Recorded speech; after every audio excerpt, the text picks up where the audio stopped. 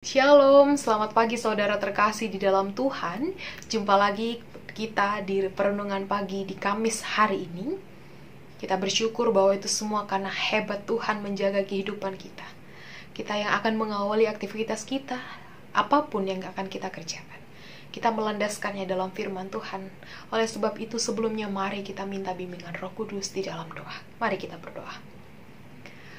Ada lagi ungkapan syukur kami ketika kami mengerti bahwa di hari ini pun kami masih diberikan kesempatan Tuhan untuk kami boleh melakukan aktivitas dan kerja tugas selayan kami. Bapa, kami bersyukur sebab hari demi hari kami merasakan penyertaan Tuhan. Dan itu nyata lewat di hari ini, di pagi ini kami boleh bangun dengan begitu kekuatan yang ada dari Tuhan. Tuhan menopang kehidupan kami, menjaga istirahat malam kami, dan terbukti di pagi hari ini kami masih boleh bangun, dan kami mengikuti perenungan pagi. Itu semua karena Tuhan yang mengizinkan kami. Dalam ungkapan syukur kami, apapun yang kami kerjakan dan kami lakukan di hari ini, kami mau melandaskannya dalam firman Tuhan, sehingga di dalam firman Tuhan kami dapatkan kekuatan.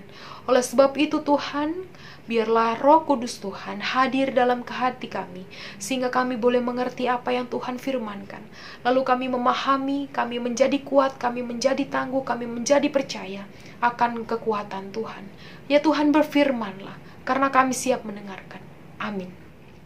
Saudara terkasih di dalam Tuhan, pembacaan Alkitab kita di pagi hari ini terambil dari Kisah Para Rasul 23, ayat yang ke-12 hingga ayat yang ke-15.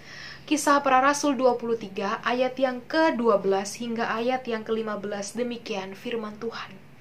Dan setelah hari siang-siang orang Yahudi mengadakan komplotan dan bersumpah dengan mengutuk diri bahwa mereka tidak akan makan atau minum sebelum mereka membunuh Paulus. Jumlah mereka yang mengadakan komplotan itu lebih dari 40 orang. Mereka pergi kepada imam-imam, kepala dan tuan-tuan bangsa Yahudi dan berkata, "Kami telah bersumpah dengan mengutuk diri bahwa kami tidak akan makan atau minum sebelum kami membunuh Paulus. Karena itu hendaklah kamu bersama-sama dengan mahkamah agama mengajukan kepada kepala pasukan supaya menghadap Paulus lagi kepadamu. Seolah-olah kamu hendak memeriksa perkaranya lebih teliti, dan sementara itu kami sudah siap sedia untuk membunuh dia sebelum ia sampai kepada kamu." Demikian pembacaan Alkitab kita di hari ini. Saudaraku yang terkasih di dalam Tuhan, saat kita membaca, kita mendengarkan, atau kita menonton berita lewat media sosial, televisi, radio, atau apapun, banyak terjadi kasus-kasus kejahatan. Banyak terjadi kasus-kasus yang akhirnya ketahuan dan berujung pada penangkapan. Contohnya, kasus pengedaran narkoba. Banyak berita-berita di televisi maupun di media sosial yang memberitakan banyaknya oknum-oknum yang menyembunyikan narkoba dengan berbagai cara agar bisa lolos dari pemeriksaan di bandara, pemeriksaan dimanapun ketika dia mau pergi. Orang-orang ini mempunyai ide akal yang luar biasa untuk bisa menyembunyikan narkoba dengan berbagai cara. Ketika saya membaca berita, ada yang menyembunyikan di pampers, ada yang menyembunyikan di koper, ada yang menyembunyikan di celah-celah pakaian dalam. Nah, kreativitasan manusia mereka pakai untuk mereka bisa mendapatkan, melindungi apa yang dia ingin pakai atau apa yang hendak dia perjualbelikan, yaitu barang narkoba ini. Mereka akan pakai atau mereka akan perjualbelikan kepada orang lain barang ini. Tetapi ternyata saudaraku, usaha mereka ternyata gagal. Kita bisa melihat berita-berita di luar sana. Mungkin mereka sudah banyak yang memakai. Mungkin mereka banyak sudah mengedarkan. Tapi mereka tetap berujung. Banyak yang ketahuan. Ditangkap polisi, kemudian dipenjarakan, dan lain sebagainya. Ini artinya apa? Tuhan tidak mengizinkan, Tuhan tidak berkenan kepada perbuatan buruk dan rencana-rencana buruk yang dilakukan oleh manusia. Saudaraku yang terkasih di dalam Tuhan, kejadian tersebut ternyata sama halnya dengan peristiwa yang Paulus alami, yang menimpa Paulus dalam pembacaan kita. Pembacaan kita di pagi hari ini melihatkan bagaimana kebaikan Tuhan yang membuat tercengang. Mengapa demikian? Karena sejak lama Tuhan tidak pernah membiarkan atau mengizinkan orang yang memiliki niat jahat akan diberikan izin melakukan kepada anak-anak yang percaya kepadanya, kepada anak-anak yang hidup sesuai dengan firman-Nya. Dan itu terbukti pada perenungan kita di hari ini. Tuhan tidak membiarkan Paulus masuk dalam perangkap niat jahat orang-orang yang membencinya. Dijelaskan bahwa beberapa orang Yahudi mempunyai rencana untuk apa? Membunuh Paulus. Ada kurang lebih dari 40 orang Yahudi yang dengan diam-diam berkomplotan di malam hari untuk melakukan pembunuhan pada siang harinya dengan dalih-dalih mengundang Paulus datang kepada kepala pasukan untuk untuk memeriksa perkaranya lebih teliti lagi. Jadi orang Yahudi ini minta kepada kepala pasukan, tolong dong undang Paulus lagi besok. Bilang aja dengan syarat harus periksa perkaranya lebih teliti lagi. Tapi ketika Paulus datang untuk menemui kepala pasukan, kemudian mereka 40 orang dengan taktik mereka bersiap sedia untuk membunuh Paulus. Saudaraku, pada pembacaan kemarin pagi, Paulus tuh masih dikatakan tidak tahu apa kesalahannya. Karena orang yang membenci, iri, dan lain sebagainya, akhirnya menimbulkan perasaan yang tidak baik, sehingga perasaan tadi munculnya dia ingin membunuh Paulus. Nah, saudaraku yang dikasihi oleh Tuhan, mereka membunuh Paulus sampai mereka bersumpah. Mereka bersumpah dan mereka mengutuk dirinya sendiri bahwa mereka tidak akan makan, mereka tidak akan minum sebelum mereka membunuh Paulus. Nah, yang membuat saya terheran adalah mereka menganggap dirinya sebagai orang yang taat akan hukum. Di sini adalah taat akan hukum Taurat, tapi justru malah memiliki niat untuk menyelanyapkan Paulus dengan cara yang licik, yaitu dengan menyergapnya dengan sembunyi-sembunyi.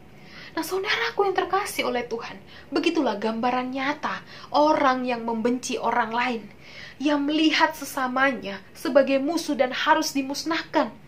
Tidak ada kasih, saling membenci. Nah, namun kita meyakini bahwa Tuhan tidak tinggal diam terhadap rencana-rencana yang jahat, saudaraku. Nah, kemudian apa rencana Tuhan untuk Paulus? Tuhan bekerja dengan caranya di malam hari. Tuhan menyuruh iblis memasuki komplotan orang-orang Yahudi yang merencanakan pembunuhan Paulus. Apakah hanya itu? Oh, tidak. Ternyata Tuhan juga hadir di sisi Paulus untuk menguatkan hatinya dan mengutusnya untuk pergi ke Roma. Nah, saudaraku yang dikasihi oleh Tuhan, di Yerusalem saja dia mengalami kesulitan, tapi Tuhan justru menguatkan hatinya untuk mengutusnya pergi ke Roma. Dan di Roma dia bertemu dengan kaisar, bukan lagi mahkamah agama. Nah, dengan demikian, rencana komplotan pembunuhan itu tidak akan berhasil. Sudah tidak berhasil, akhirnya mereka makan sumpahnya sendiri, saudaraku. Dari kisah Paulus di atas, apa pesan yang mau kita renungkan dan apa yang dapat kita dapatkan dari ini?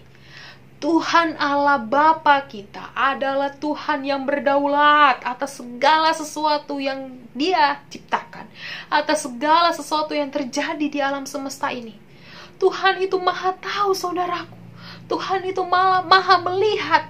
Tuhan tidak tidur dan siap mengawasi setiap tindakan pikiran kita yang merencanakan kejahatan. Sekalipun di dalam bahaya seperti Paulus tadi, rencana Tuhan terwujud bagi anak-anaknya, bagi orang-orang yang hidup benar di jalan Tuhan. Ini pesan untuk saya dan juga Bapak Ibu. Kita dikuatkan ketika kita memang berpegang teguh pada firman Tuhan. Tuhan melindungi kita.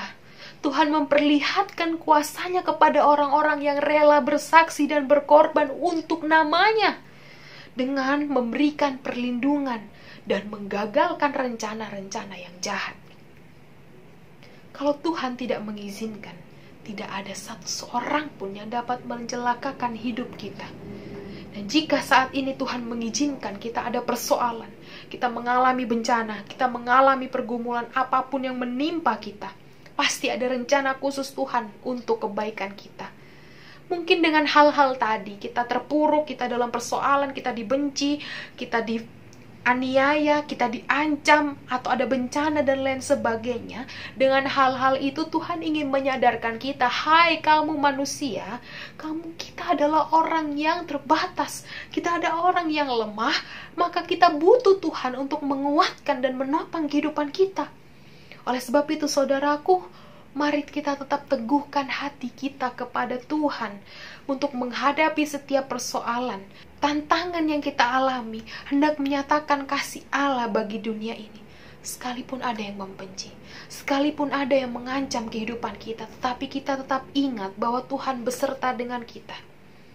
Maka dari itu, firman Tuhan menyapa kita lewat Roma 8 ayat 28 yang menyatakan, kita tahu sekarang bahwa Allah turut bekerja dalam segala hal yang untuk mendatangkan kebaikan bagi mereka yang mengasihi Dia, yaitu bagi mereka yang terpanggil sesuai dengan rencana Allah.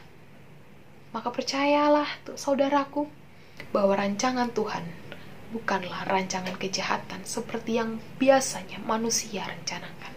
Kita percaya Tuhan ada dalam kehidupan kita. Mari kita berdoa.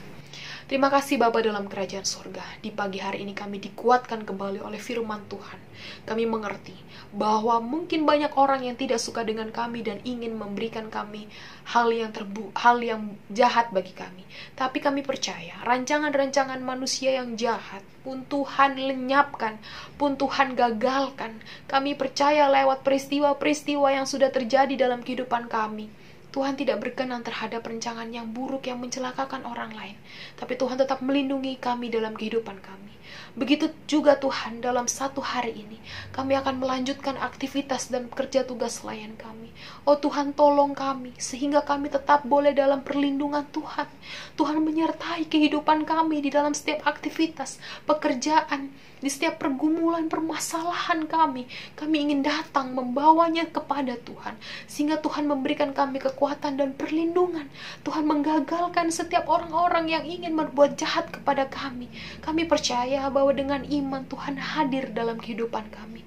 Oleh sebab itu Tuhan, jangan biarkan kami takut. Jangan biarkan kami gentar untuk menjalani kehidupan kami di sepanjang hari ini. Karena kami punya Tuhan. Kami yang sakit, Tuhan sembuhkan dengan lewat obat-obatan para medis yang mengobati. Kami yang dalam keterpurukan, kami yang dalam kesedihan, Tuhan hibur, Tuhan kuatkan lewat kasih dan rangkulan Tuhan. Kami yang bergumul mencari pekerjaan, Tuhan berikan jalan keluar. Kami yang masih memiliki banyak persoalan, Tuhan hibur, Tuhan datang menguatkan hati kami, sehingga kami tetap percaya bahwa Tuhan ada dalam kehidupan kami. Bapa dalam kerajaan sorga, biarlah di hari ini kami boleh melakukannya dalam perkenanan Tuhan. Terima kasih Bapa. Kami percaya Tuhan adalah Immanuel bagi kami. Amin.